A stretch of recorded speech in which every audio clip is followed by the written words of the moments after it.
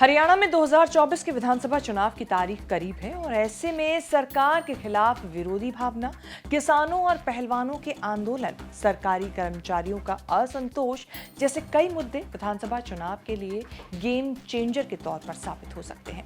ऐसे ही एक game changer बन सकती हैं महिला पहलवान विनेश फोगाट, जिन्हें लेकर चर्चा है कि वो कांग्रेस की तरफ से चुनावी मैदान में उतर सकती हैं। क्या है पूरा मामला, बताएंगे इस रिपोर्ट में। नमस्कार, मैं हूं कीर्ति और आप देख रहे हैं न्यूज तक। पेरिस ओलंपिक से जबरदस्त चर्चा में आई महिला पहलवान विनेश फोगाट को लेकर ऐसा माना जा रहा है कि अगर विनेश राजनीति में उतरती हैं तो ये कदम ब्रजभूषण शरण सिंह विवाद को फिर से उभार सकता है, जिसे लोकसभा चुनावों में विपक्षी पार्टियों ने जोर शोर से उठाया था। विनेश फोगाट ने हाल ही में शंभू बॉर्डर पर प्रदर्शनकारियों, जींद और रोहतक से खाप पंचायत नेताओं से मुलाकात की। 27 अगस्त को जींद में आयोजित एक कार्यक्रम में विनेश ने कहा कि वे राजनीति में प्रवेश को लेकर दबाव में हैं, लेकिन कोई भी निर्णय लेने से पहले वे अपने बुजुर्गों से सलाह लेना चाहेंगी और उनका मन जब साफ होगा तब वो इस बारे में सोचेंगी। अभी इस मामले में नहीं सोचेंगे, गहरे सदमे में हैं। विनेश फोगाट ने ब्रजभूषण शरण सिंह के खिलाफ यौन उत्पीड़न के आरोपों को लेकर विरोध प्रदर्शन में एक्टिवली भाग लिया था, जबकि बबीता फोगाट ने आरोप लगाया था कि पहलवानों के इस आंदोलन को कांग्रेस नेताओं ने संगठित किया है। ये भी कहा जा रहा है कि विनेश कांग्रेस के प्रति झुकाव रखती हैं और अगर विनेश चुनाव लड़ने का फैसला करती हैं तो उन्हें दादरी विधानसभा क्षेत्र से बबीता के खिलाफ चुनावी मैदान में उतारा जा सकता है, जहां बबीता ने 2019 में चुनाव लड़ा था। विनेश के कांग्रेस ज्वाइन करने की खबर इसलिए भी कही जा रही है क्योंकि बीते दिनों कांग्रेस ने जिस तरह से विनेश का समर्थन किया वो इसके पीछे एक बड़ी वजह हो सकती है।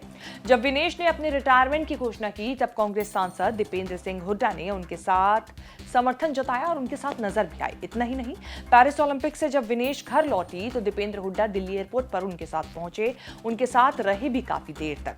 हाल ही में पूर्व मुख्यमंत्री भूपेंद्र सिंह हुड्डा ने भी मांग रखी कि विनेश को राज्यसभा भेजा जाए। हालांकि उम्र ना होने के कारण यह संभव नहीं था। कहा जा रहा है कि विनेश फोगाट की चुनाव में एंट्री हरियाणा की राजनीति में एक बड़ा बदलाव ला सकता है। ऐसा इसीलिए क्योंकि विनेश को खाप पंचायतों और किसानों का समर्थन है जो उन्हें इस चुनाव में जीत दिला सकते हैं। हालांकि अभी तक विनेश ने राजनीति में एंट्री की ऑफिशियल अनाउंसमेंट नहीं की है। ऐसे में हरियाणा विधानसभा चुनाव में विनेश फोगाट की एंट्री हरियाणा की राजनीति के लिए एक महत्वपूर्ण मोड़ साबित हो सकती है। बता दें कि सूबे की सत्ता पर फिलहाल भारतीय जनता पार्टी काबिज है। 2019 में हुए विधानसभा चुनाव में बीजेपी 36.7% वोट शेयर के साथ 40 सीटें जीतकर सबसे बड़ी पार्टी बनकर उभरी थी। तब कांग्रेस को 28.2% वोट मिले थे और पार्टी 31 सीटों के साथ दूसरे नंबर पर रही थी। दुष्यंत चौटाला की नई नवेली जननायक जनता पार्टी यानी कि जेजेपी 14.9% वोट शेयर के साथ 10 सीटें जीतने में सफल रही थी। हरियाणा की 90 विधानसभा सीटों के लिए 5 अक्टूबर को मतदान होने हैं, जिसकी गिनती 8 अक्टूबर को होगी, यानी कि 8 अक्टूबर को नतीजे आएंगे। देखना होगा अब की बार जनता किसको सत्ता की कुर्सी तक पहुंचाती है, लेकिन उससे पहले यह देखना दिलचस्प होगा कि विनेश फोगाट इस हरियाणा विधानसभा चुनाव से पहले क्या कुछ बड़ा फैसला लेती है और कांग्रेस उस फैसले को लेकर क्या अपना आगे के लिए कदम बढ़ाती है। आपके हिसाब से क्या होगा? क्या भविष्य में संभावनाएं बन रही हैं? क्या आपकी राय है? कमेंट करके बताएं। इस तरह की खबरें आगे भी देखने के लिए बने रहें न्यूज़ तक के साथ।